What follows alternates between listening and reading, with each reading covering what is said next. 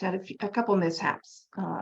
So welcome, though. In the meantime, welcome to the New Perspectives. We are starting today a new 8-part series on the coming of the subjective age. And you'll see on our website, if you go to lagras.com, that this 8-part series includes various topics on the subjective age, anywhere from bhakti in the subjective age to education, to the transition from the individualist to the subjective age, etc. So we've got a total of about 10 different speakers. And once you sign up for one, if you're here today, you will automatically receive Zoom invites for the rest. So you only have to sign up for one. So again, welcome to the coming of the subjective age. And Sri Aurobindo explains in his theory of human cycle that it is the evolution of consciousness that is responsible for the progression of both the individual and the collective, and that this progression at the collective level occurs in the cyclical fashion. So far, human society has passed through the symbolic, typal, and conventional age. The present is the age of individualism and reason.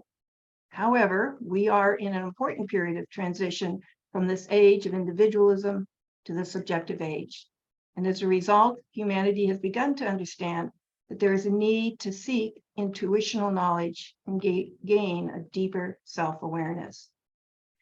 So today, Dr. Vladimir Yatsenko will kick off this series and discuss Sri Aurobindo's stages of social development in the human cycle and compare these stages to Gebser's social philosophy on the structures of consciousness.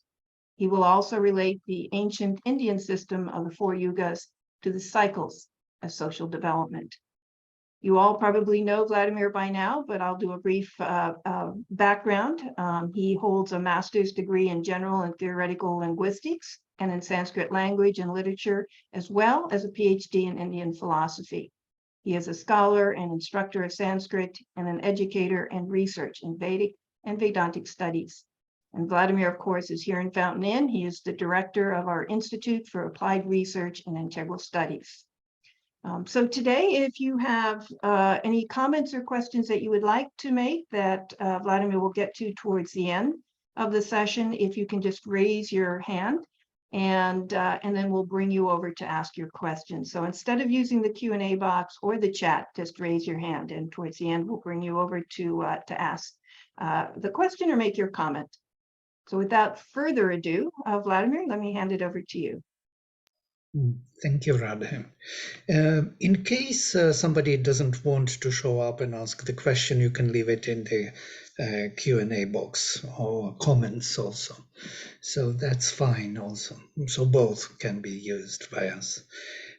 Yes, today we begin the new series on the vision of the coming of the subjective age. There is the whole chapter in the human cycle by Sri Aurobindo, which is called The Coming of the Subjective Age.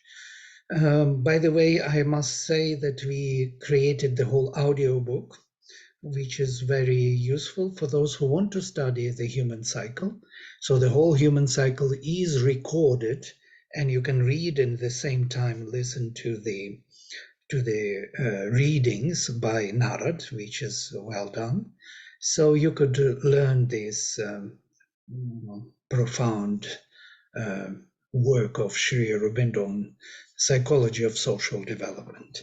So I prepared a small PowerPoint presentation, which will be also attached for your perusal later. But here I will project it now. So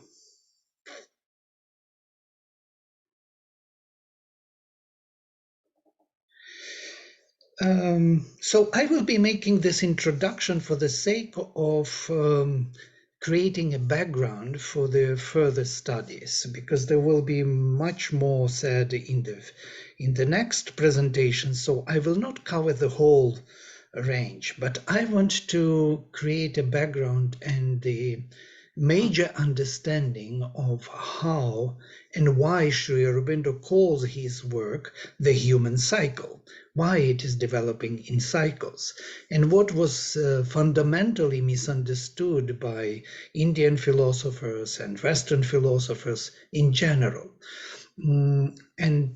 So if we look at these paradigm shifts, which I will be mentioning today, there will be several of them. The ancient Indian system, Sri Aurobindo's system of psychology of social development, Gebser's system of his the ever-present origin work, and the even Marxist theory. We will look into all of these if we have enough time, and analyze this cyclic development. So the cyclic development comes actually from the ancient Indian system of yugas, of kalpas, manvantaras, and yugas. So if we look at this system, we will see that it is always seen as fourfold. This fourfold development is taken into many different frameworks. First of all, each manvantara, there are 14 manvantaras in one kalpa, this is a huge period of time, has Mahayugas, 4 Mahayugas. And these 4 Mahayugas are split into smaller yugas. And these yugas are Satya, Treta, Dvapara, and Kali Yuga. Satya Yuga is the most profound, the most harmonious, the most open to the influence of the spirit, and Kali Yuga is just the opposite, narrowed down to the individual. So from the most social and the most general, communal consciousness to the most individual, the development is taking place. So we can see also that Shruti literature, the literature of the revelation of Indian knowledge, has also 4 parts. Samhita texts, which belong most probably to the beginning or Satya Yuga, Brahmanas, Aranyakas, and Upanishads. 4 types which are also moving from the most revelatory text and towards intuition, and finally towards the rational philosophy. There are 4 ashramas, Brahmacharin, Grihastha, Vanaprastha, and Sannyasin, also narrowing down the whole project of studies within the individual life framework. And there are 4 varnas. There are Brahmanas, Kshatriyas, Vaishyas, and Shudras. You can see the same way of thinking. 4 parts of universal Purusha, mouth, hands, thighs, and legs. And 4 Mahashaktis, Maheshwari, Mahakali, Mahalakshmi, and Mahasaraswati. This is quite amazing because basically they follow the same intuitional knowledge or archetypal knowledge, which builds up the whole understanding of society and individual. We can add to this also the individual's life. We have childhood, we have adulthood, we have youth, the adulthood, and finally we have the old age. So these are also the 4 parts, or 4 seasons, starting with spring, autumn, summer, autumn, and winter. So this cyclic development is the way how nature manages and arranges the whole movement forward. So it does it in cycles. The same happens in human society.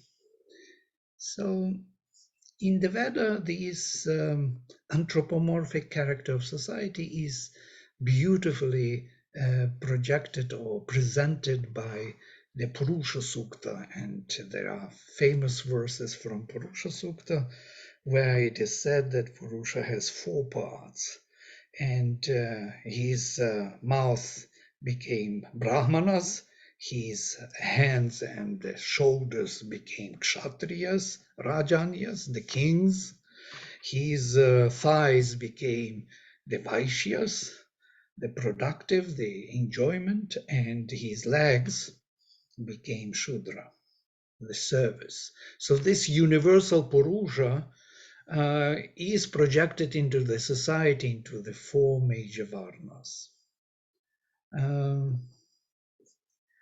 Sri Aurobindo describes these divine Varnas, and we can see their resemblance of four Mahashaktis.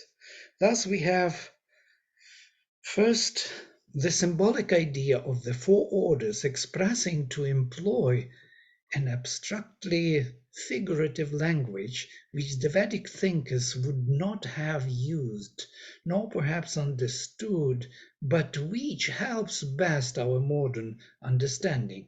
The divine as knowledge in man, the divine as power, the divine as production, enjoyment, and mutuality, the divine as service, obedience, and work.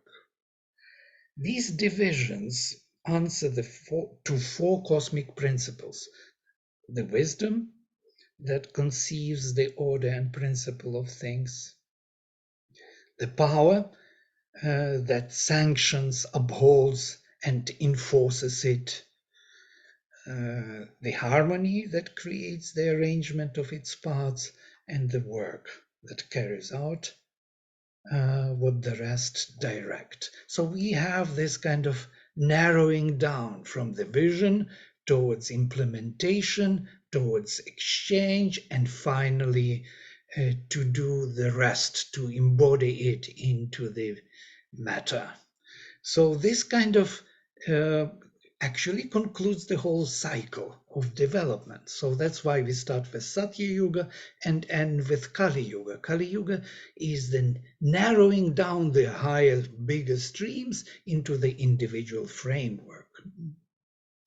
So everything which was there in Satya Yuga has to be finally embodied in each individual.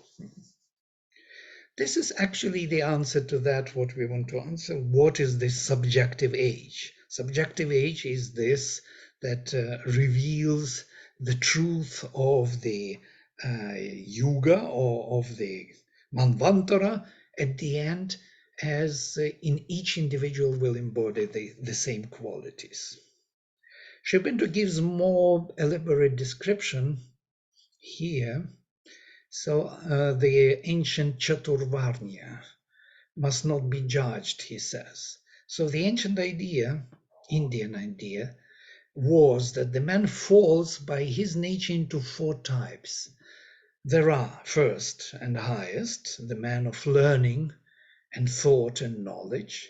Next, the man of power and action, ruler, warrior, leader, administrator. Politician in the modern language.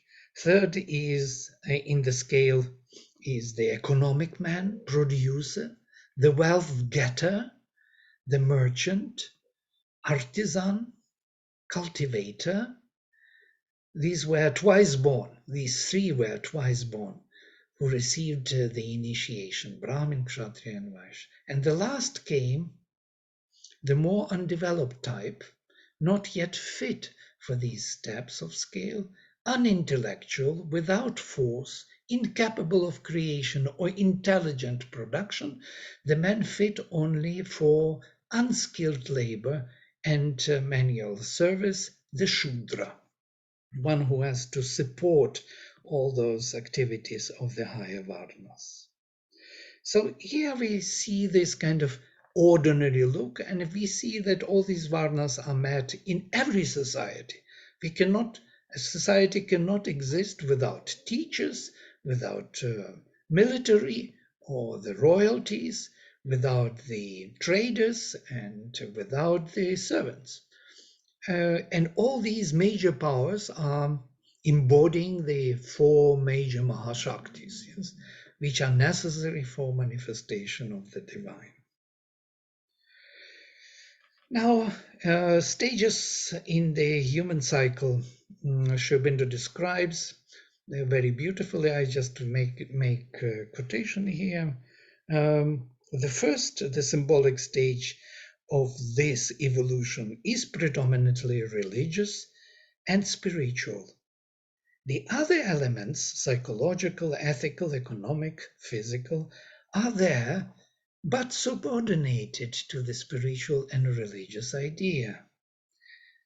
So everything is there, but it is not standing out. It is subordinated to the major idea of spiritual and predominantly religious and spiritual worldview. The second stage, which we may call the typal, is predominantly psychological and ethical. All else, even the spiritual and religious, is subordinate to the psychological idea and to the ethical idea which expresses it. Religion becomes then a mystic sanction for the ethical motive and discipline, dharma. This is the stage in which we develop the idea of dharma, that becomes its chief social utility. And for the rest, it takes a more and more otherworldly turn, so that spirituality becomes some kind of beyond, transcendental. The idea of the direct expression of the divine being or cosmic principle in man ceases to dominate or to be the leader, and in the forefront it recedes, stands in the background, and finally disappears from the practice, and in the end, even from the theory of life. So it disappears, we see it how it disappeared in our time. This typal stage creates the great social ideals which remain impressed upon the human mind even when the stage itself is past. For the typal passes naturally into the conventional stage. The conventional stage of human society is born when the external supports the outward expressions of the spirit or the ideal become more important than the ideal. The body or even the clothes more important than the person. The presentation becomes more important than the truth behind it.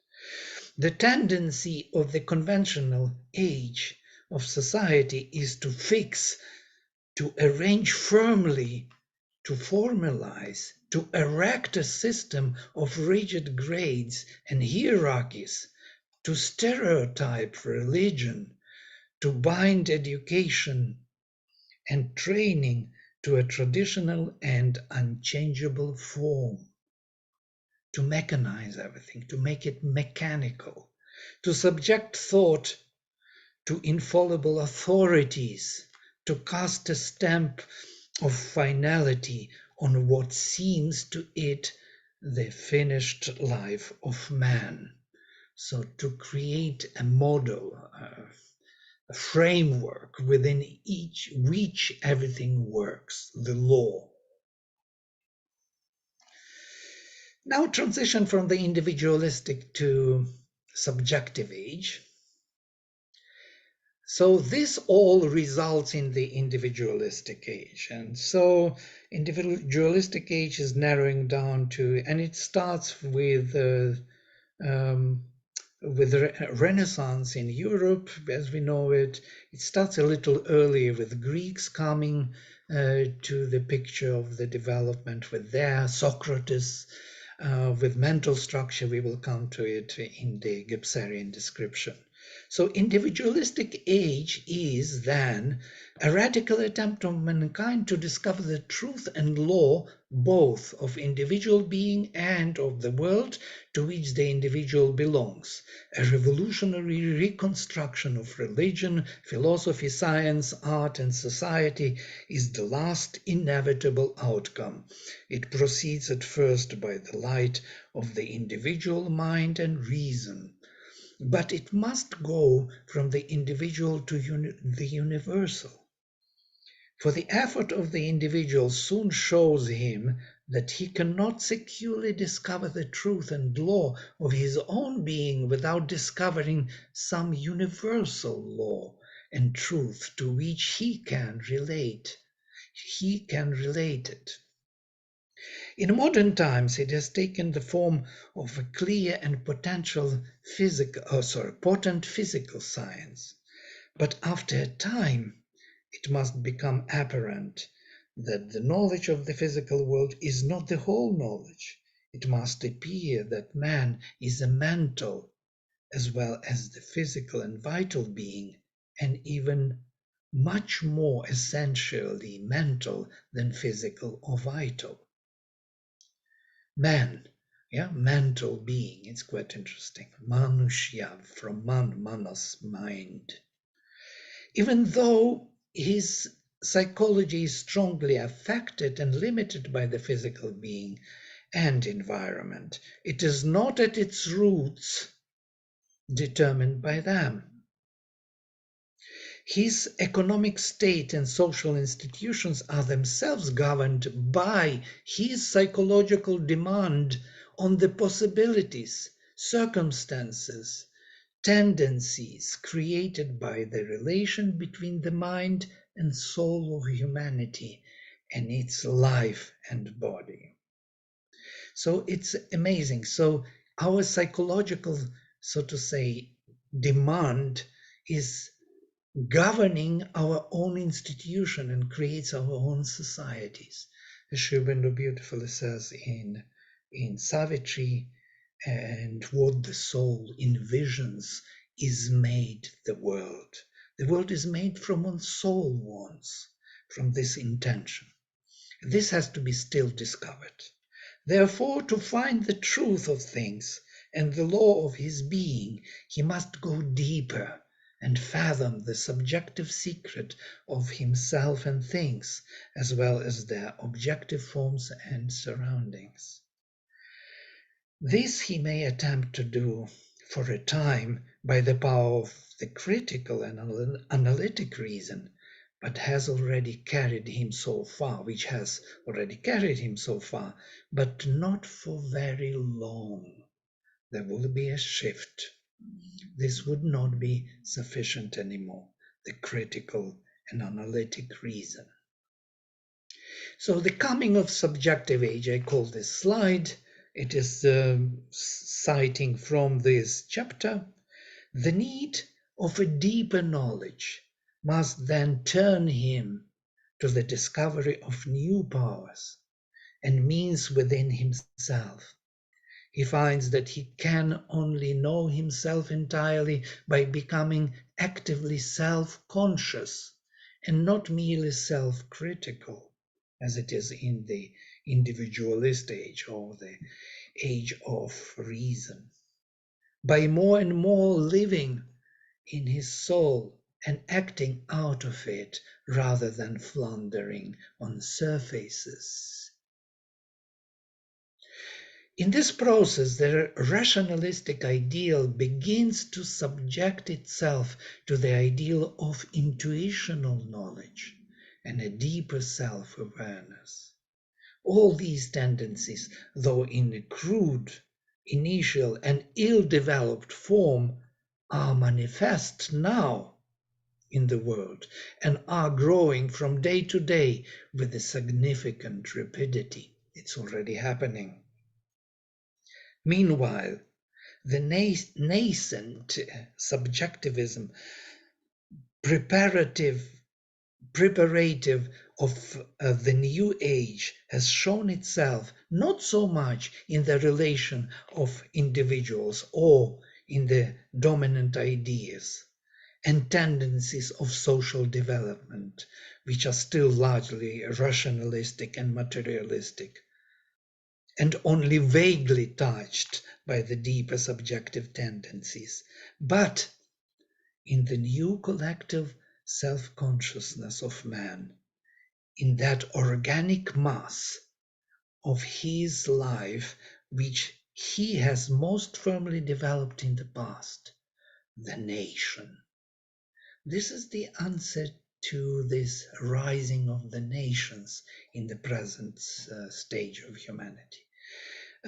Because this new subjective age will show itself up, first of all, in the formation of nations, not so much in the individuals, not so much in the dominant ideas and tendencies of social development. They will still belong to the previous stage of development, of the individualistic stage, of the what we call the stage of industrial revolution stage, yes, where man became free finally with French and American and French Revolution, and the democracy development. This is all the individualist development, but the formation of nations is taking place now, and this is the first form of which shows that subjective age is arriving or arising. So it is here that it has already begun to produce powerful results, whether as a vitalistic or as a psychical subjectivism. So he separates these two. We will speak about them as the false and true subjectivism, vitalistic or as a psychical subjectivism. And it is here that he shall see most clearly what is its actual drift, its deficiencies, its dangers, as well as the true purpose and conditions of a subjective age of humanity, and the goal towards which the social cycle, entering this phase, is intended to arrive in its wide revolution. So this revolution is an interesting word because it will revolve everything. It will turn everything upside down. And that which was at the beginning will be at the end again in a new individual form. This is all about the coming of the subjective age. Now I have some other details from Indian tradition and from Gapsa, and I will just fly through them, and then we will open for the discussion, which will be much more interesting in a way. Gita is amazing in one particular regard, because Gita was the beginning of the Kali Yuga. So it is in the Kali Yuga that the system of four Varnas is falling apart, as we read from the first chapter of the Gita. For it is time for the subjective approach towards the truth, leaving behind all conventions. And that's what Arjuna asks Shri Krishna. So why do you mix all the jatis? Because now we will not know who is who born in which family, because that system of Varnik was sustained by the birth. Yes, so when you're born in the family of Brahmins, you're Brahmin. In the family of Kshatriyas, you're Kshatriya. So that was the indication of the true birth. But now if the Varnas are mixed, how would you know who is who? How would we know socially in the structure? We can't know. And Sri Krishna answering to Arjuna, he says that it is now in the heart of every individual that the man will find me the supreme, in his heart or her heart, indicating the beginning of the individualist and subjective age.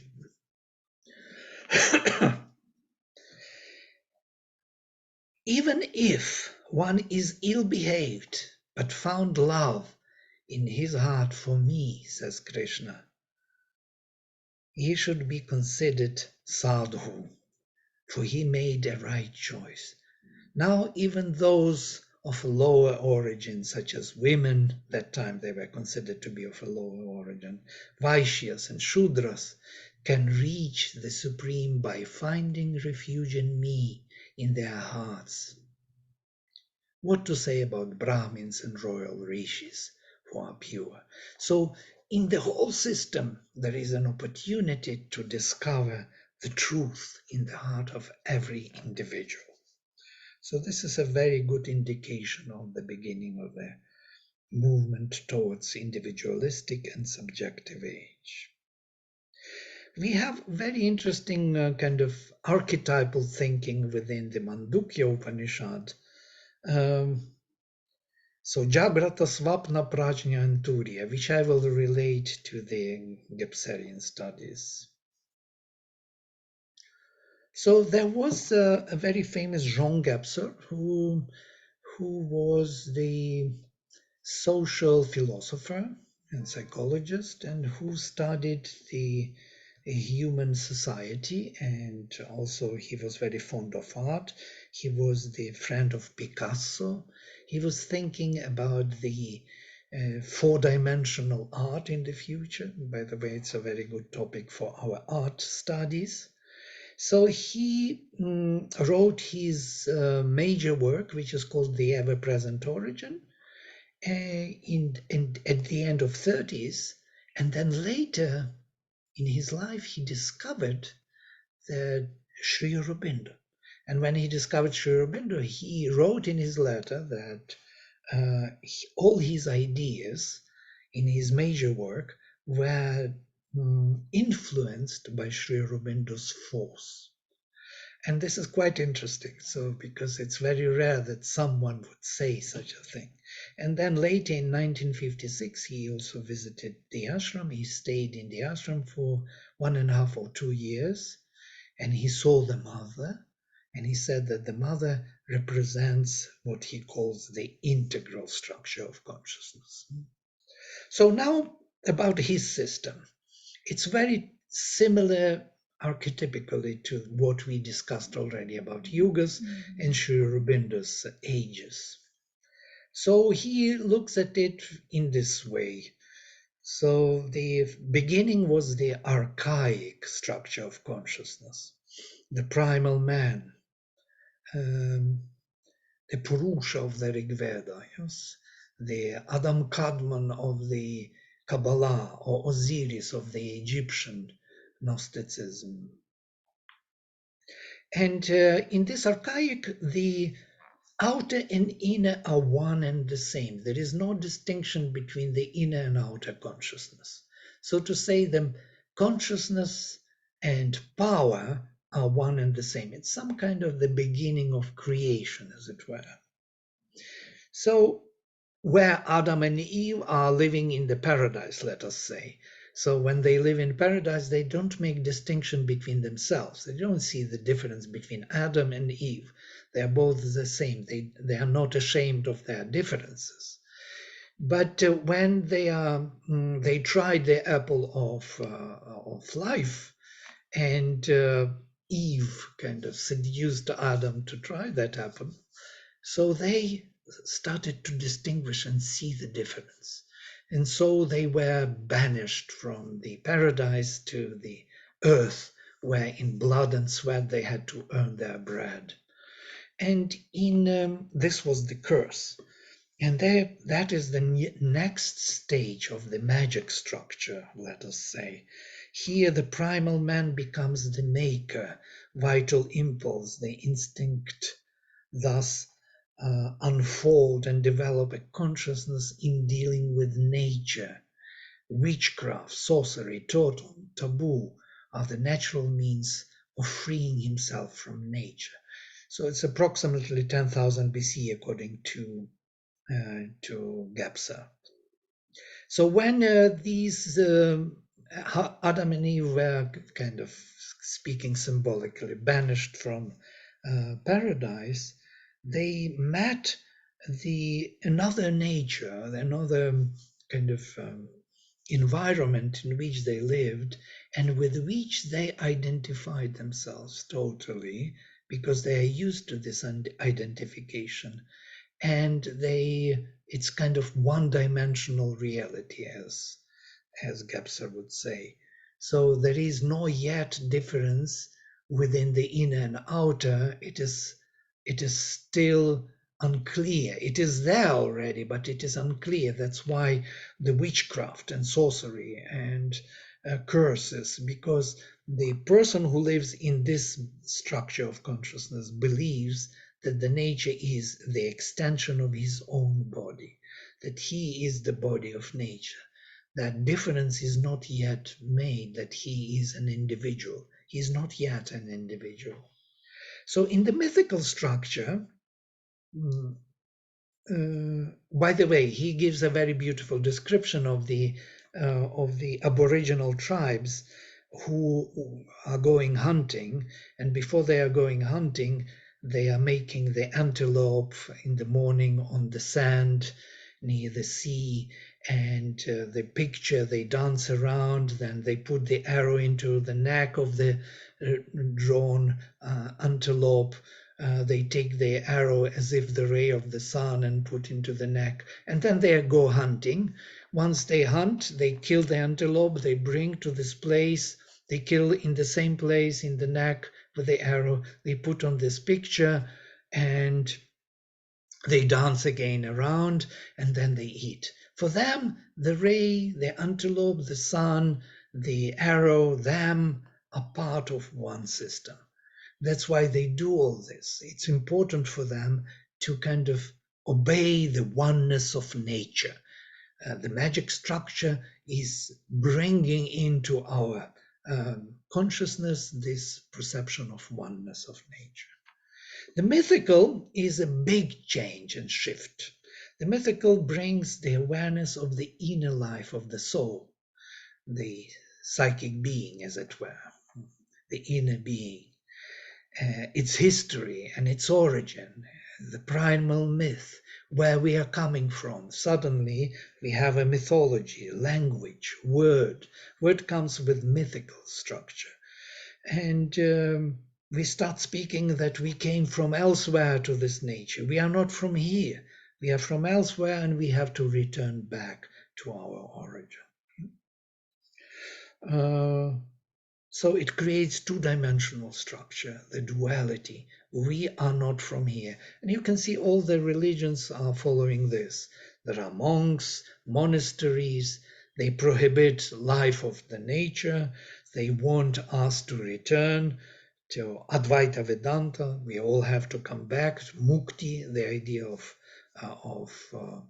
liberation, and return to the spirit.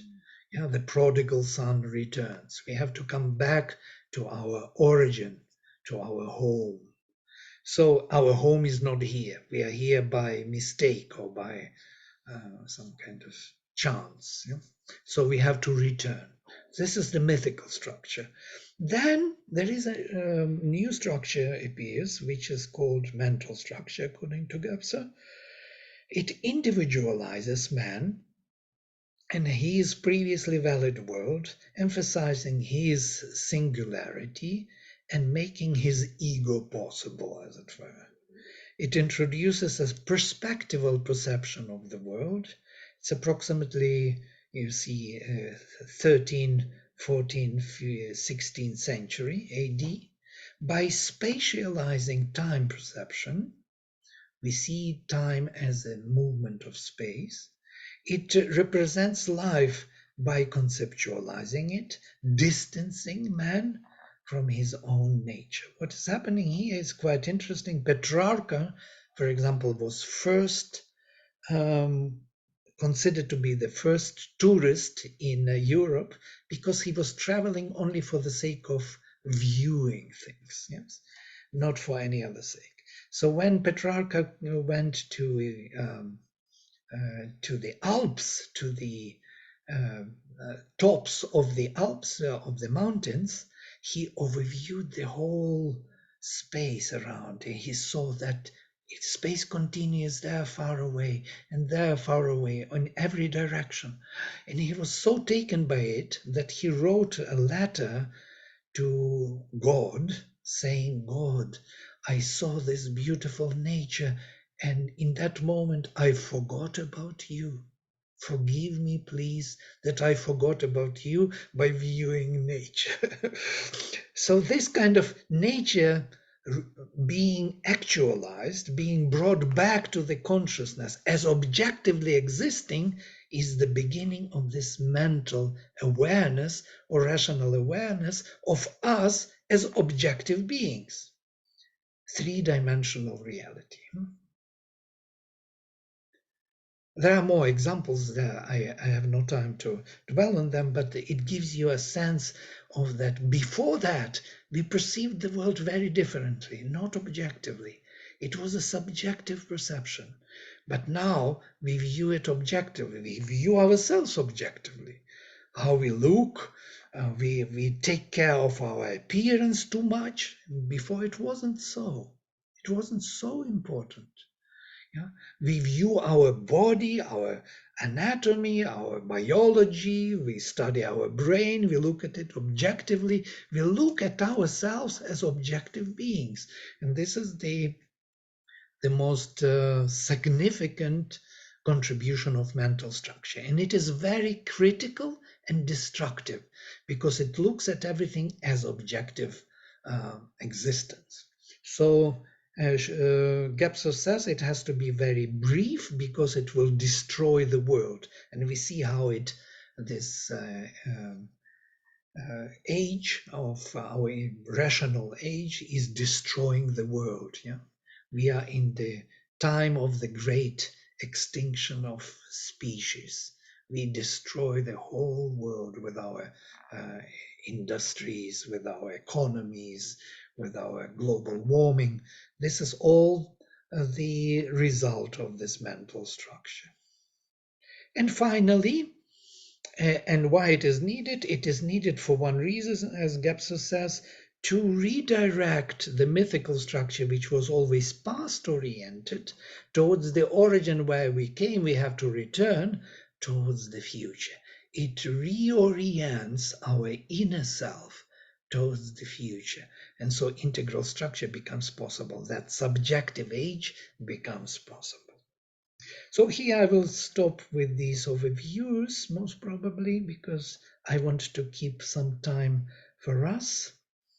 But one thing I want to say, to come back to my beginning, and this is something important, that at the beginning of each Manvantara, at the beginning of each cycle of the development from Satya Yuga onwards to Kali Yuga, the Rigveda, by set of Purva Rishaya, of the first rishis, is brought forward for humanity.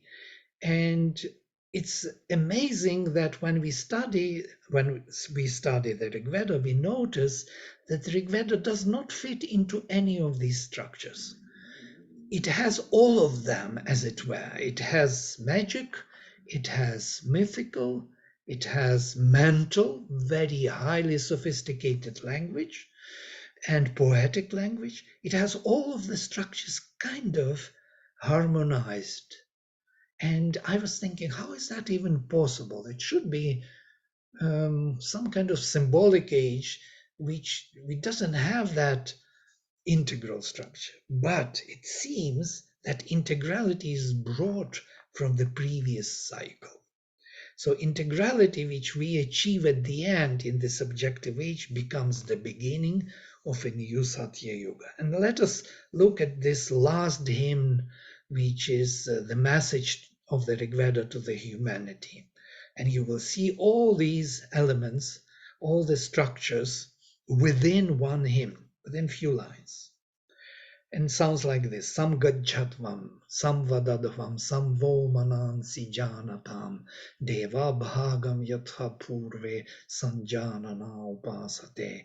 Go together, speak together, realize your thoughts together, as the first gods assumed their share in this creation, sat fully agreeing with each other together.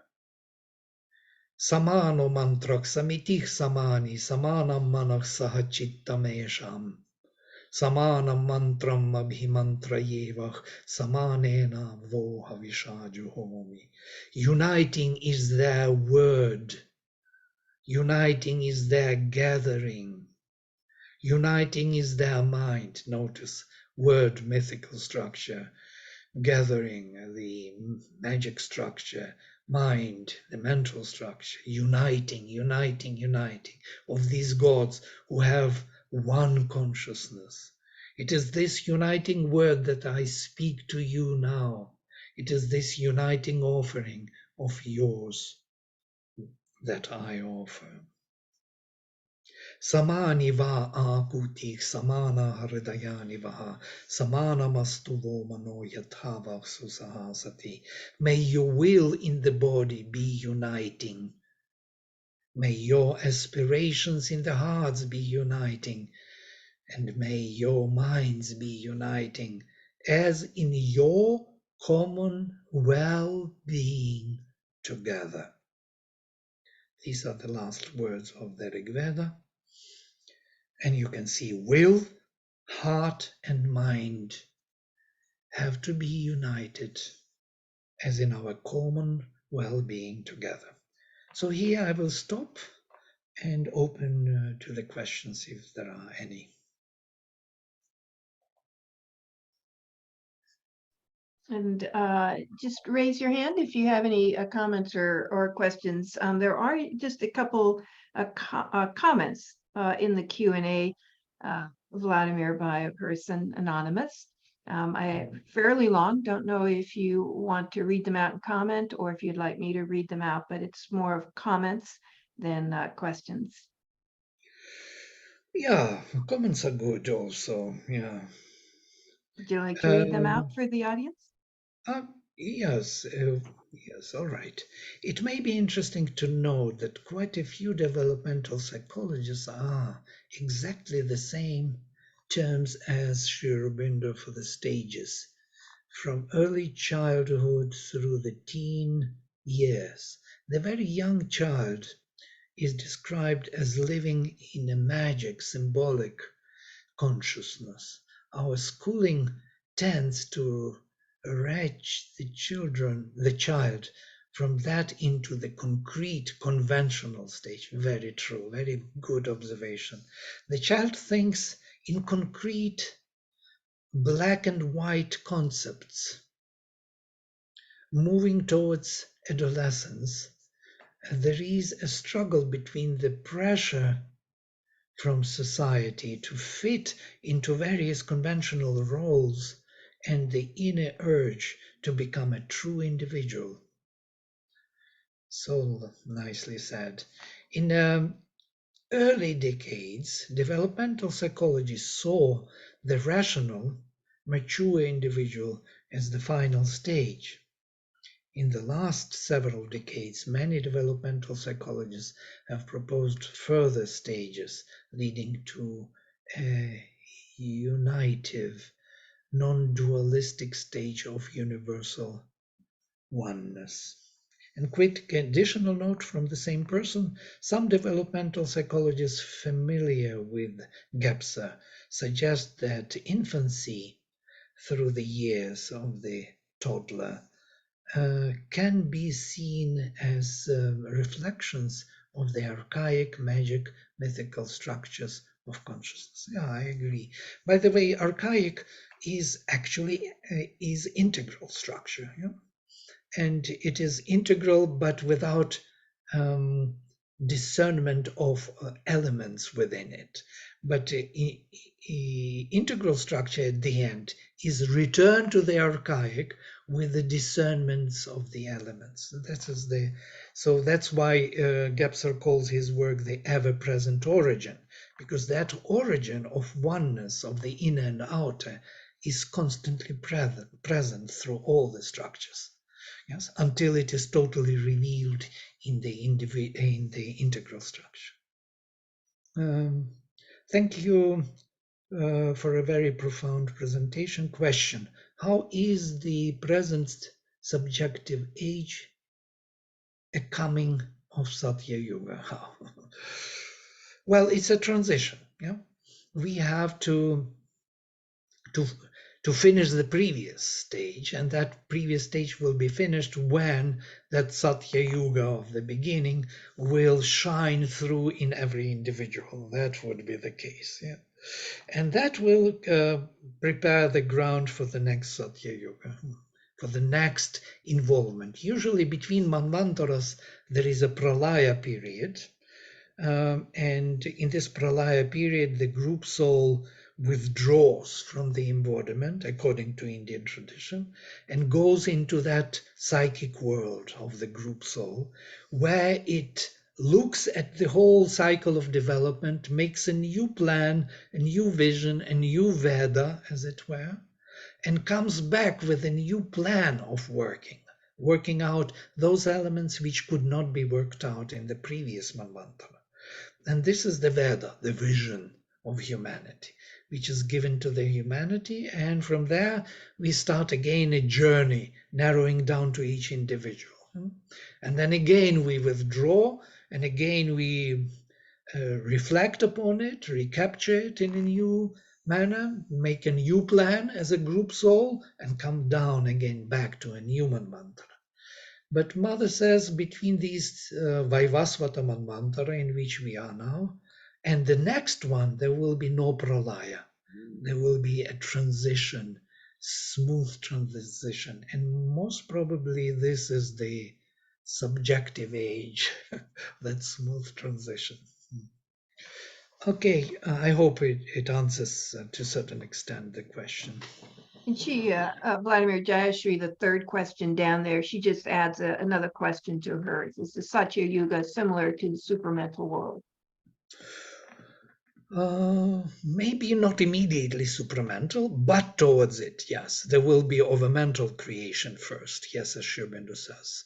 There will be overman. There is the whole topic was depicted by Georges, who passed away recently, a few years back.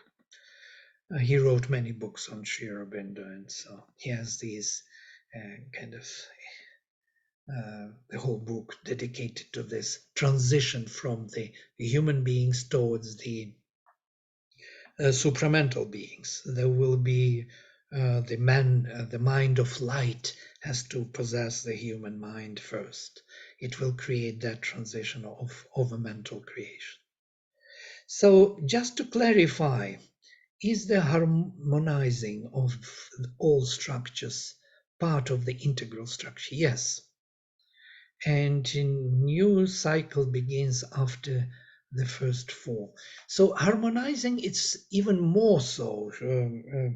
Gapsor is using the term diaphaneity. He takes it from Greek language. Diaphaneity, transparency.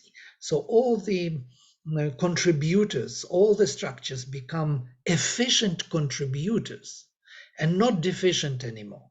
Because in the mental structure, in the critical, it does not permit any other structure to shine through. It criticizes them, it removes them.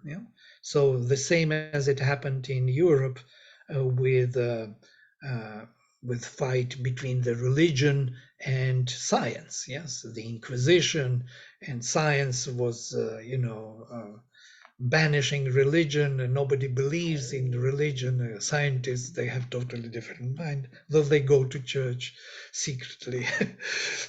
And so these structures are becoming efficient contributors in this transparent new framework of the integral structure.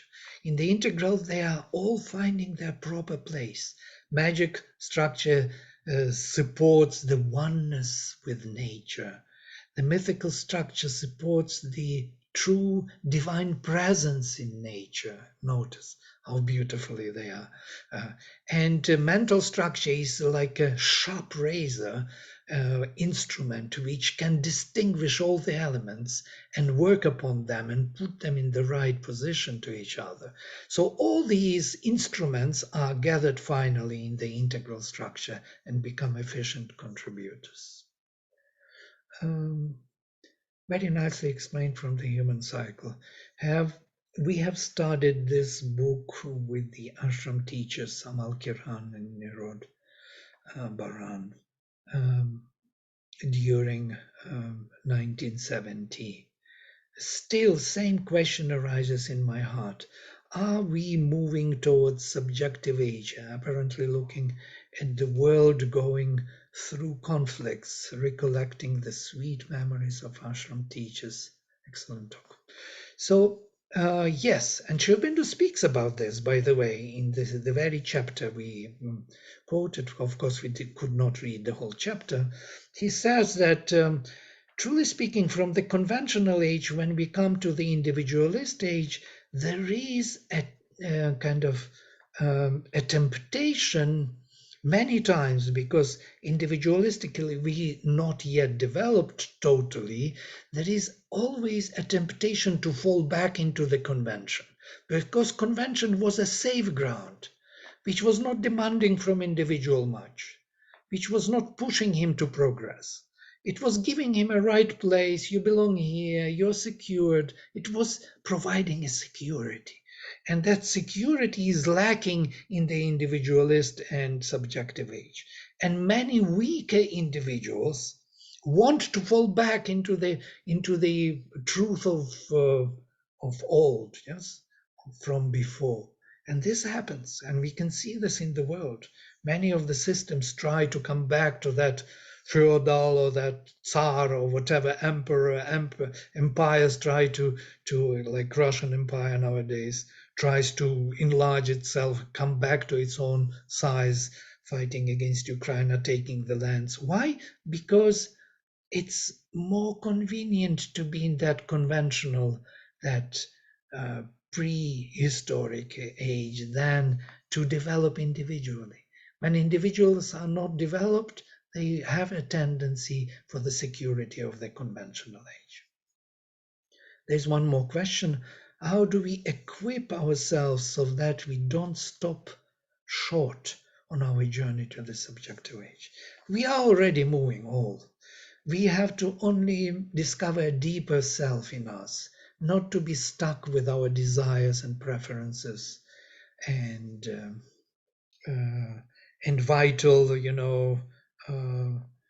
needs, what is nowadays promoted so much, so that comforts and money and desires have to be fulfilled, as it were.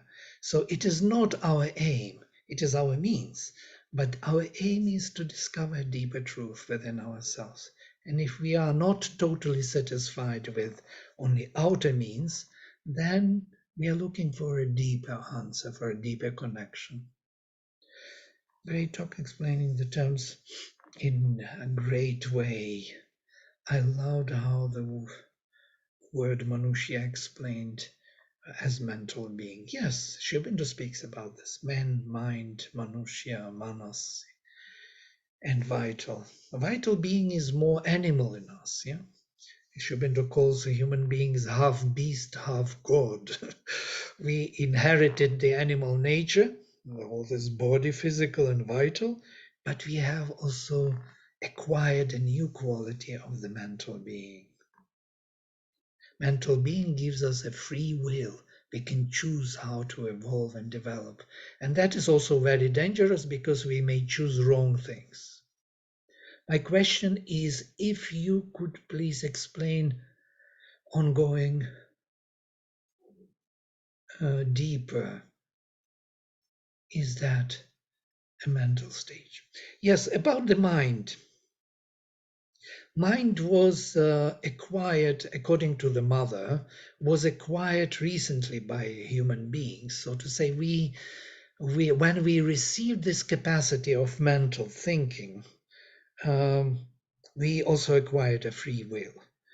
And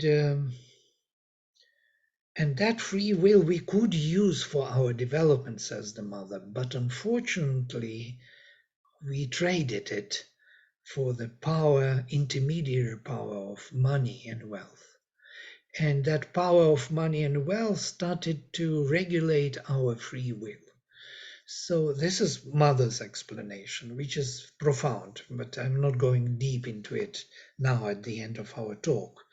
But the mental capacity of choosing the path, choosing the your own way of dealing with reality, even if it is harmful to you, yes, is a higher capacity of which is connected to the supermind already. Sri Aurobindo says in order to understand how mind functions, we have to discover the supermind. And so we could see that mind is as a projection of the supermind and its presence in the midst of our animal nature. Animals do not have developed mind. Yes, they have partially developed mind, but not conceptual mind, not the rational mind, not the rational conceptual thinking and word. Word is another major characteristic of the mind. In the Rig Veda, Vamadeva says, Aham Manur Abhavam. I became Manu, the mental being, Suryash and Surya. And it's interesting that he mentions Manu and Surya in one line, because Manu is our matrix, mental matrix for all humanity, which actually defines us as human beings. And on the other hand, he became Surya. Surya is the supermind. So the mind and the supermind are going together. And that is the great mystery which we will uncover in the future. So thank you for your nice questions. And Thanks, Vladimir. We also have Jayanti that's joined us today on the panel, and Jayanti is going to be joining us as part of this 8-part series and speaking on education in the subjective age. So just wanted to welcome you, Jayanti, and just to give you an opportunity to share anything that you would like or any comments before we end here. And you are muted, so you would have to unmute yourself. Unmute, no? Okay, no. Okay, great. Well, we look forward to your talk, and thank you for joining. Throughout this, we have invited all the speakers to join us as panelists so that they can follow along and also kind of keep the train as to what's been said and to comment and add wherever they would like. So we're just really pleased that you're able to join us, Jayanti. And just a reminder that next week we have Dr. Sumitra Basu, who will join us, and also emphasizing this transition, as Vladimir touched on, between the individualistic age and the subjective age. So we hope you all can join us, and we will see you next week. And thank you, Vladimir, for a wonderful, wonderful webinar. Thank you all. Thank you. Namaste. Namaste.